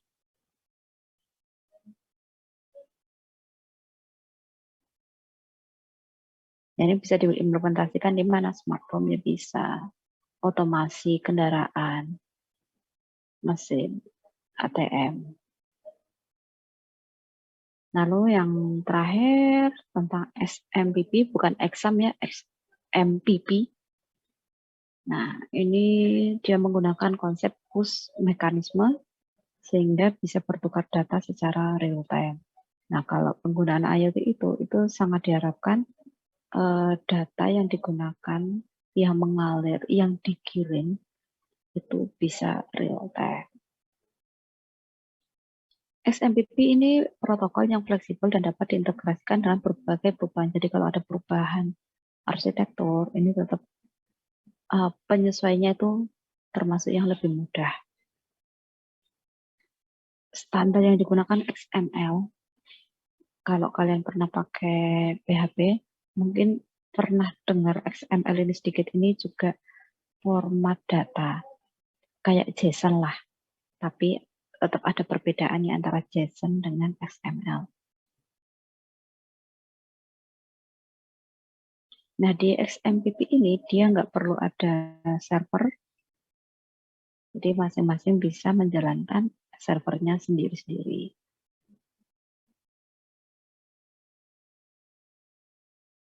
Kira-kira itu 5 protokol untuk komunikasi di IoT. Ya, saya tambahkan bahwa penekanan saya untuk bahasan protokol ini ada di 2 tadi, yaitu MQTT dan GoApp. Oke, seperti itu pembahasan untuk protokol IoT. Recording stopped. Nah, sebentar.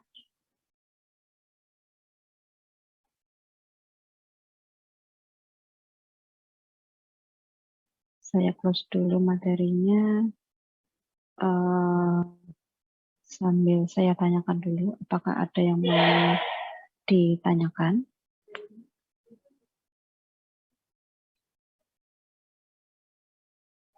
Halo? Cek. Yang lainnya? Belum ada, Bu. Yang lainnya masih satu-satu suaranya. Belum ada. Belum mungkin, Bu. Belum, Bu. Belum, Bu. Oke, nah saya cek pembagian kelompok yang minggu kemarin dulu. Apakah ada yang belum membentuk kelompok? Ini nanti sambil saya siapkan kode presensinya. Selanjutnya silakan lakukan presensi. Saya nanti sekalian ingin menunjukkan menggunakan Walkme biar kalian lebih mudah memulai dalam pembuatan proyeknya. Tapi ini saya share dulu kode presensi.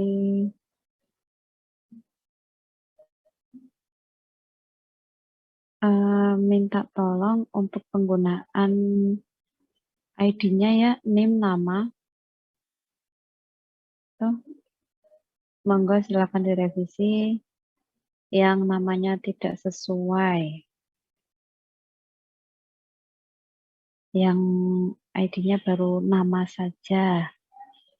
Silakan diperbaiki. Ya, Bu, ya, Bu.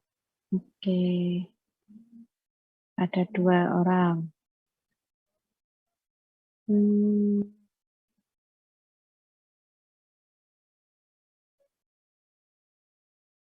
Di kelas B.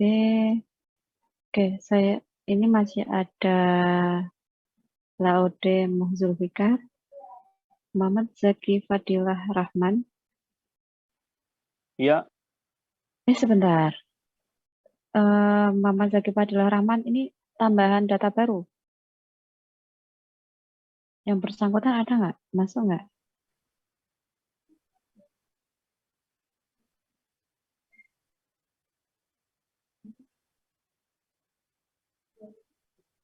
Nggak ada, nggak masuk.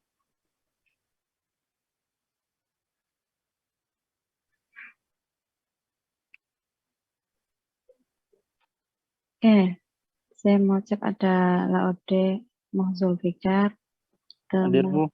kemudian Robertus. Ya, Bu. Kemudian Aldi Nazar. Ada. Muhammad Syafiq. Aldi Nasar atau Muhammad Nasar, Bu? Aldi Nazar Zulmi. Oh, bukan Muhammad ya? Kan, ini saya share deh biar sama-sama nampak.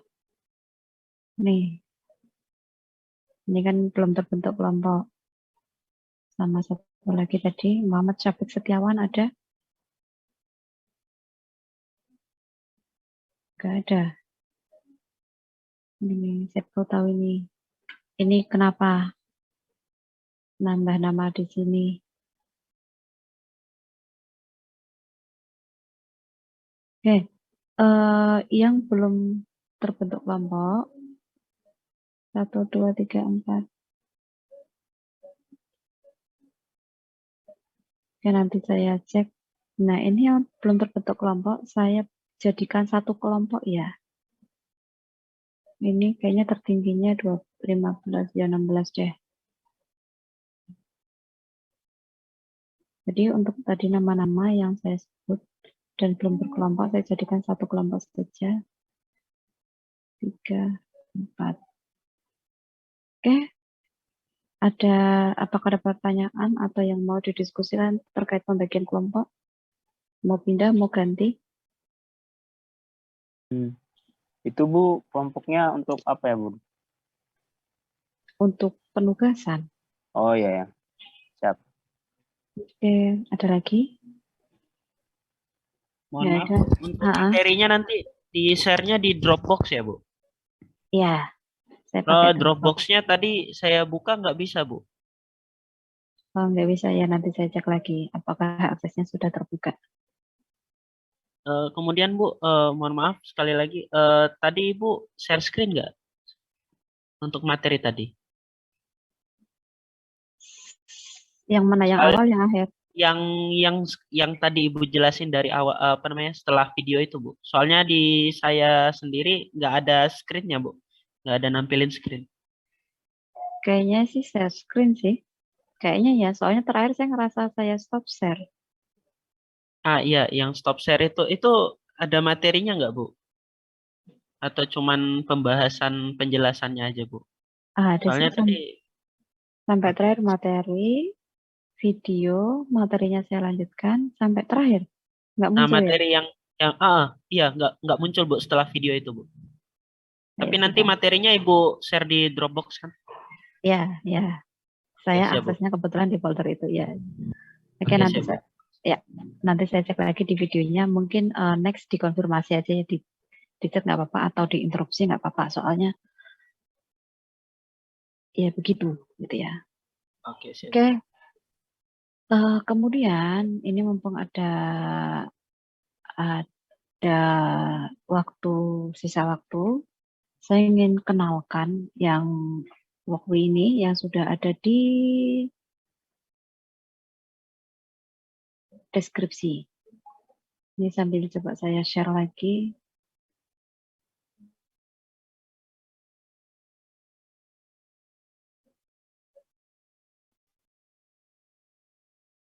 Ya, ini kalau kalian Recording in ini progress. laman Walkme, ini sudah ada di deskripsi, nanti silahkan coba-coba. Ini saya ingin kenalkan kurang lebih cara pakainya ya. Jadi yang ada di sini ini adalah prosesor. Kemudian ini semacam komponen-komponen yang bisa digunakan. Nah, prosesor di sini ini ada beberapa macam, ada Arduino Uno, Arduino Mega. Nah, ini perbedaan, ada Nano. Nah, ini perbedaannya lebih ke apa ya, kapasitasnya secara size fisiknya juga agak berbeda gitu. Uno, Nano itu jadi lebih kecil lagi. Nah, jadi ada kayak efisiensi port kayak gitu ya. Nah, lalu ada Raspberry, ini juga mikroprosesor. Lalu ESP32. ESP32 ini juga mikroprosesor tapi sudah ada modul Wi-Fi-nya. Nah, biasanya ketika kita membuat IoT itu menggunakan mikroprosesor yang ada modul Wi-Fi-nya. Tapi ada juga yang tetap menggunakan Arduino Uno, kemudian ditambah ESP32 agar bisa ada internetnya. Tapi ada juga yang hanya menggunakan ESP32 saja. Nah, kapan kita menggunakan ini dan itu kembali ke kebutuhan aja sih. Kalau sistemnya masih sederhana, bisa langsung menggunakan ESP32 saja. Tapi ada juga yang ketika menggunakan ESP32, itu kebutuhan portnya kurang. Gitu, sehingga dikombinasikan antara proses utamanya di Arduino Uno, kemudian jaringannya menggunakan ESP32. Nah, di sini saya coba contohkan ya penggunaannya seperti apa. Cuma saya nggak ngodingkan dari awal ya. Saya ajari cara makainya. Ya, yang saya ajari cara makainya nanti kalian sambil kombinasikan dengan yang ada di internet, nggak apa-apa. Nah, misalnya nih saya pakai Arduino dulu. Saya kenalkan Arduino Uno. Ini misalnya ya, di sini ada ya nanti kalian login. Ketika kalian bikin project, nanti dia akan otomatisnya kesimpannya di sini. Gitu. Dia akan kesimpan project yang mana. Nah, ini kemarin sempat saya coba biar nanti kalian juga bisa nyoba juga. Itu misalnya saya arahkan ke 1 dulu. Ya, cuman saya akan kasih tahu awalnya ya. Walkway. Misalnya saya pakai sensor Arduino. Saya kenalkan dulu, di sini ada namanya Arduino, dia punya beberapa pin ya. Ada pin 13, 12, dan lain sebagainya. Ini juga A, berarti ini analog. Kalau nggak ada A-nya, berarti ini digital. Kemudian ada ground, kemudian ada tegangannya yang digunakan 3 volt atau 5 volt gitu. Nah, kemudian cara merangkainya ini bisa diperbesar kecil atau digeser-geser ya. Lalu di sini saya mau tunjukkan satu sensor aja dulu, nanti selanjutnya biar bisa kalian coba kembangkan lagi. Nah, misalnya kita mau gabungkan sensor ultrasonik. Ultrasonik ini adalah sensor yang digunakan untuk mendeteksi jarak. Nah, di sini sudah ada sensor ultrasonik. Saya ulang. Bisa juga pakai simulator yang lain, contohnya Tinkercad. Ada namanya Tinkercad. Nah, ini misalnya kalian bingung, cara searchingnya. Nah, ini kan ada namanya ya, VCC, trigger, echo, grow. Nah, ini nanti dihubungkan ke pin-pin ini, berdasarkan masing-masing dari kebutuhannya. Kalau bingung, misalnya ganti komponen terus bingung, istilahnya ya, coba cari datasheet-nya. Misalnya ini ultrasonic. Data sheet untuk ultrasonic.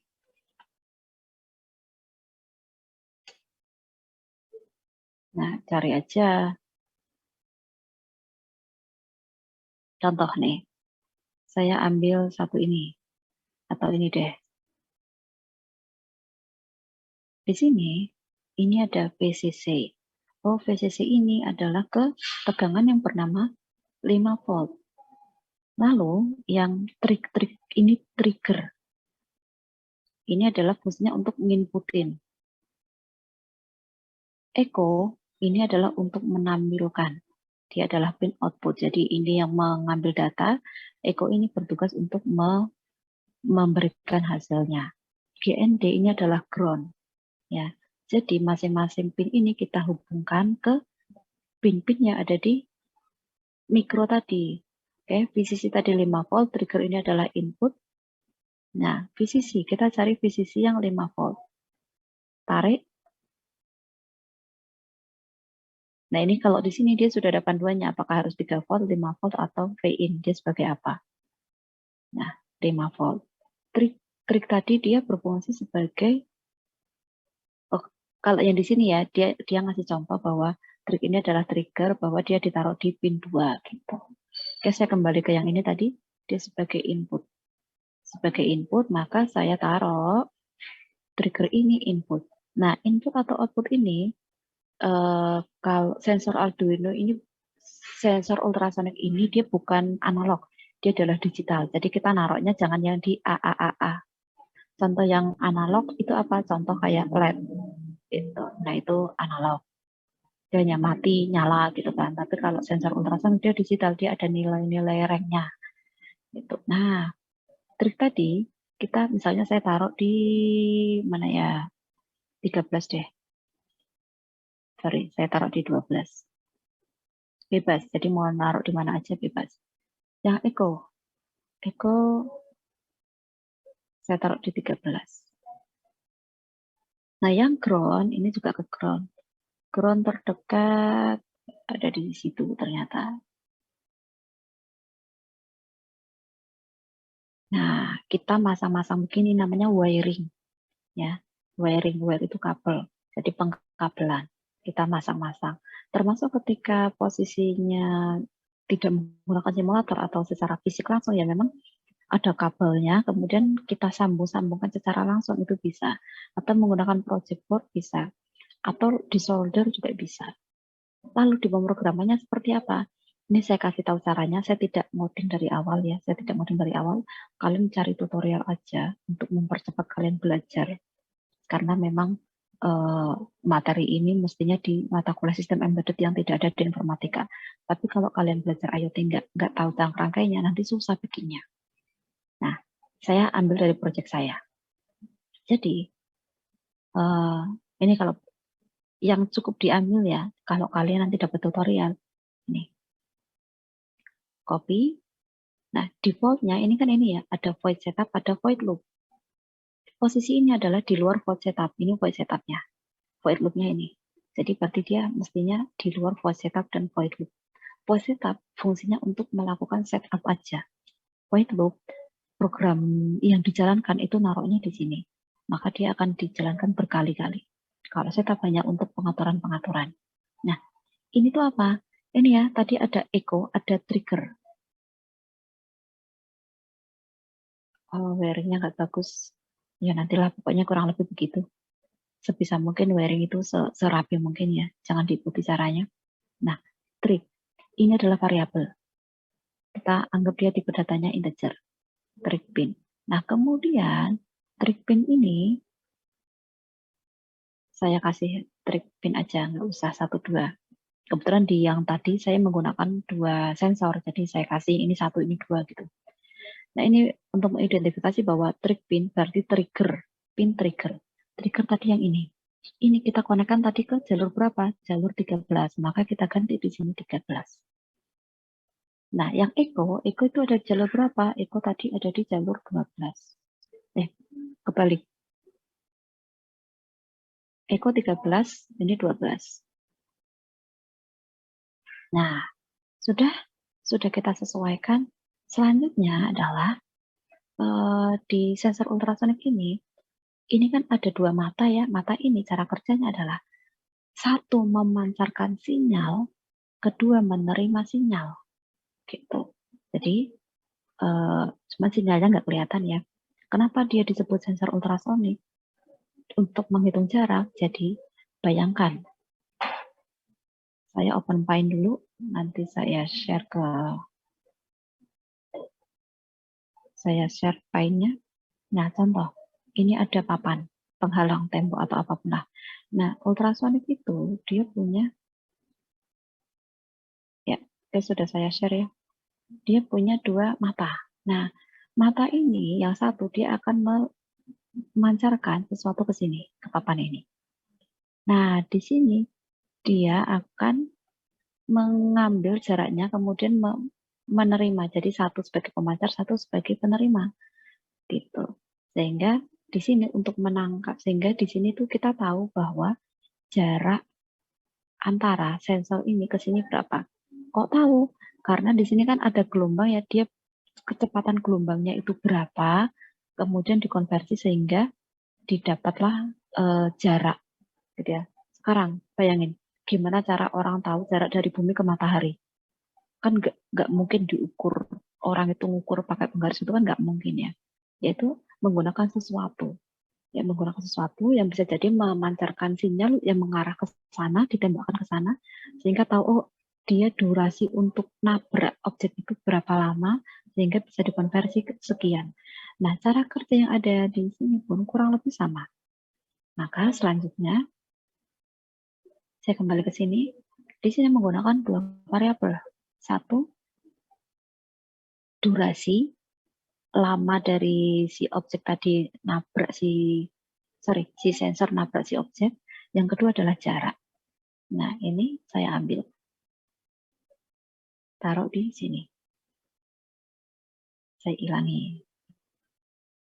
Kemudian, nah apalagi yang dibutuhkan? Ini enggak, ini untuk servo.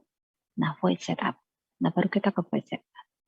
Void setup ini, nah, yang saya ambil cukup dua ini aja. Yang trigger sama echo. Di mana? Di sini. Pin mode. Nah, di sini kita nyeting bahwa pin mode untuk trig pin ini namanya disesuaikan ya. Kalau tadi saya nggak kasih satu, ini juga harus dihilangkan. Kita setting bahwa trig pin ini dia berlaku sebagai output dan echo ini berlaku sebagai input. Itu dia berlaku sebagai output dan input. Nah, kemudian harus ada ini serial begin. Nah, ini tuh apa? Ini kita menentukan bahwa kita kalau misalnya ya, ini ada dua jenis. Ada 11520, nanti ada yang 9600. Nah, 9600 ini kalau yang kita gunakan nggak pakai WiFi. Jadi ada dua opsi. Itu opsinya kalau kita pakai ESP yang ada WiFi-nya itu 9600. Yang bukan 9600 gitu. Oke, ini sudah. Selanjutnya apalagi? Selanjutnya kita di void loop. Nah, sangat mungkin kan kalian nanti cari di internet sudah kombinasi antara beberapa sensor dan aktuator. Cukup ambil yang kebutuhannya dengan sensor yang digunakan aja. Contoh misalnya di sini. Oke, ini masih berkaitan dengan ultrasonic. Ini juga saya ambil. Dia ada di posisinya di dalam void loop. Oh, yang ini kebetulan saya menggunakan function. Ya, function nih. Ini adalah functionnya. Cuman ini saya taruh aja di sini nggak apa-apa. Nah, digital write. Trig pin low ini berarti dia mati dulu. Jadi ketika dijalankan dia mati dulu dengan delay 10, kemudian high itu berarti nyala. Delay 10, kemudian high lagi hapus kuota. Nah, kemudian durasi ini tadi ya, kecepatan lamanya dia menabrak objek tadi, diambil dari echo pin yang high. Kemudian distance, jarak, ini adalah rumusnya. Rumusnya ada beberapa versi ya, kalian nanti cari aja mana yang paling masuk aja lah, nggak apa-apa. Nah, ini kebetulan sudah format JSON. Misalnya kita mau tampilkan nih hasilnya, ya. Kita mau tampilkan hasilnya, maka ini yang saya ambil. Saya ambil yang bukan format JSON aja. Nah, cara menampilkan di sini. Nah, oke, nanti kita cek apakah sudah bisa dijalankan.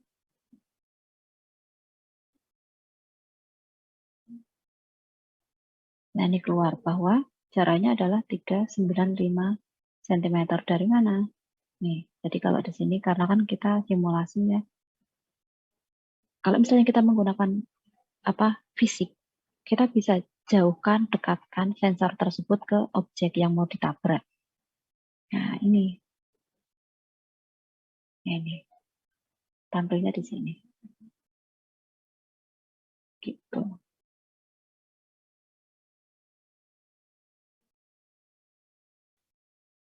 Oke, begitu kira-kira cara pemrograman di Arduino untuk sensor ultrasonic. Recording stopped. Mudah apa susah? Halo? Susah gampang. Susah gampang ya. Kalau kalian logika pemrogramannya sudah jalan, saya rasa ini bukan menjadi hal yang susah. Lebih cepat belajarnya. Ya, belajar hal baru, iya benar.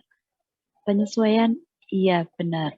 Tapi nanti ketika sudah sampai di kita sudah ngerti ya cara-caranya, itu akan lebih mudah. Kita bisa gabungkan dengan kondisi. Kita bisa coba-coba dengan misalnya sensor kalau lebih dari satu di mana. Nah itu nanti coba dikulik lagi. Tapi kalau mau nyoba, coba dulu pakai ultrasonik 1. Bisa nggak menampilkan itu dulu? Itu dulu. Kalau sudah bisa menampilkan, coba nanti dikembangkan ke kondisi. Misalnya kan sudah ngerti logika if-nya ya, kondisi itu pakai if. Contoh di sini.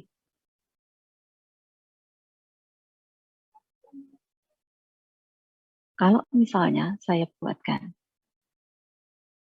saya nyalakan recording dulu. Recording in progress. Misalnya, nah ini kan sudah dapat nih, sudah dapat durasi distance. Nah, saya tambahkan kondisi.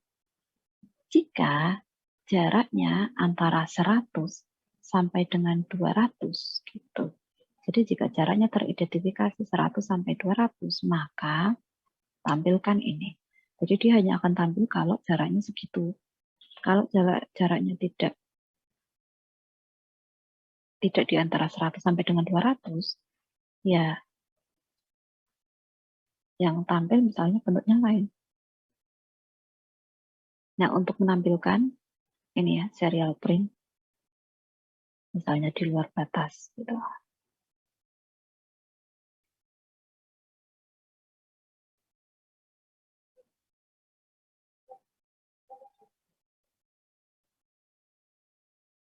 Nih ya, di luar batas. Cepat banget. Nah, ini bisa kita atur di delay-nya. Kalau enggak, delay aja. Nah, delay itu 1 detiknya itu 1000. Gitu. Jadi, ya ini lebih ke logika pemrograman aja. Kalau kalian pemrograman sudah oke, saya rasa penyesuaiannya juga akan lebih mudah. Gitu. Jadi ini delay-nya jadi agak lebih lamanya karena dia per detik update-nya. Nah ini tadi yang di materi sempat dibilang bahwa kita mau menerima informasi atau data itu per apa.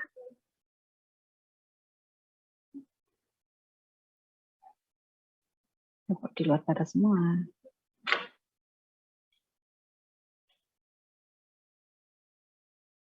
Ya, tapi kira-kira begitu. Nanti silakan dievaluasi sendiri.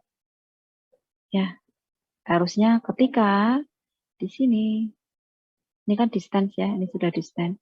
Ketika di sini tadi ya targetnya 100 sampai 200, maka yang tampil adalah nilainya sama seperti tadi yang ada di sini. Tapi kalau yang tampil nilainya kok di luar antara 100 sampai 200, maka keluar tulisan di luar batas. Nah, seperti itulah konsep atau cara kerja dari Recording stopped. pemrograman Arduino tadi. Gitu. Ada yang mau ditanyakan?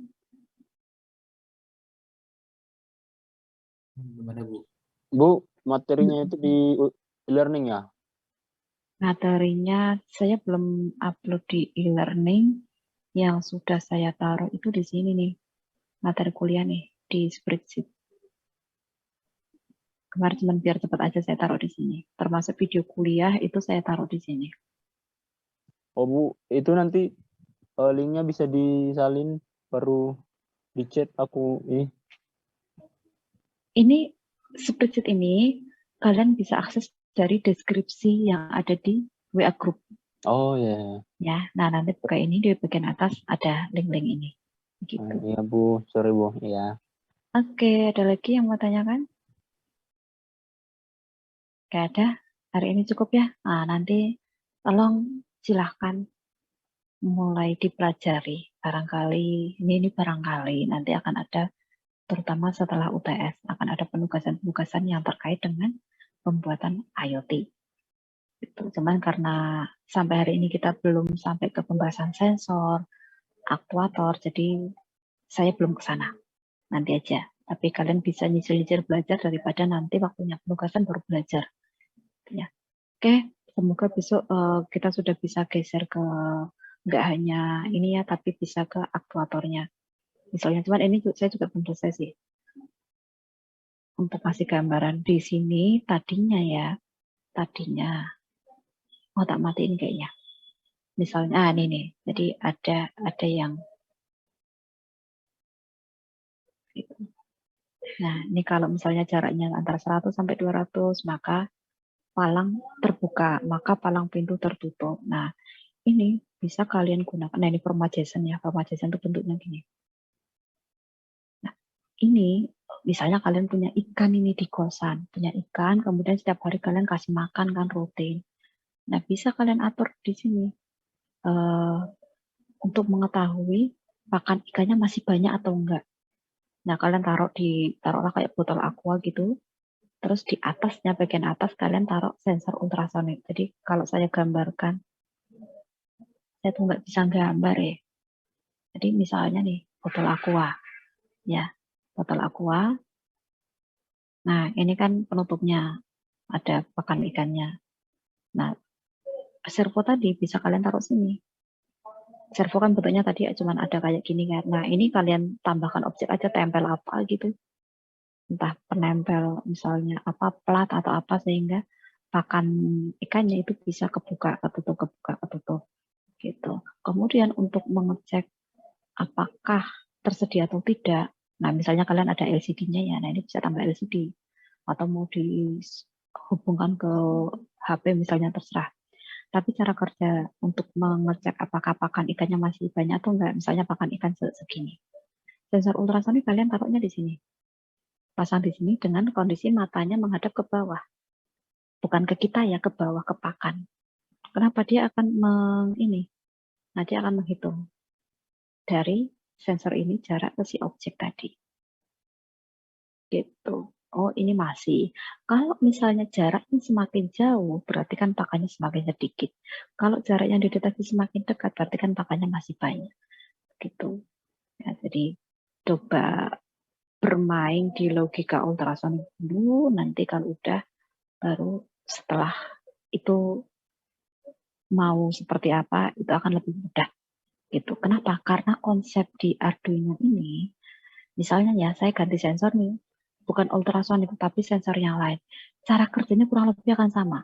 Ya, di sini taruh pin, kemudian habis itu deklarasi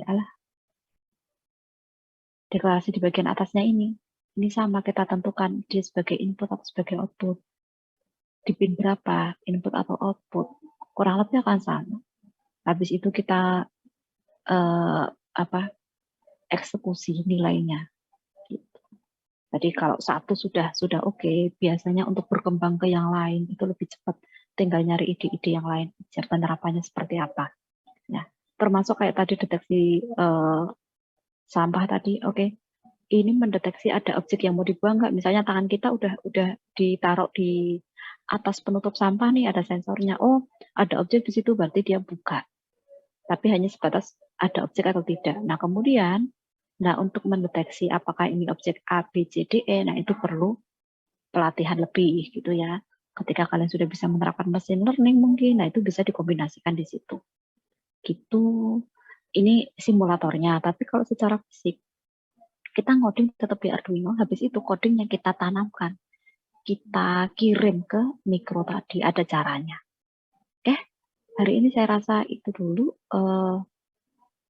Terima kasih atas perhatiannya. Kalau nanti ada yang terkendala presensi, silakan tetap stay di kelas sambil disampaikan permasalahannya. Saya tutup dulu. Selamat siang. Assalamualaikum warahmatullahi wabarakatuh. Waalaikumsalam. Siang, Bu. Terima kasih, Bu.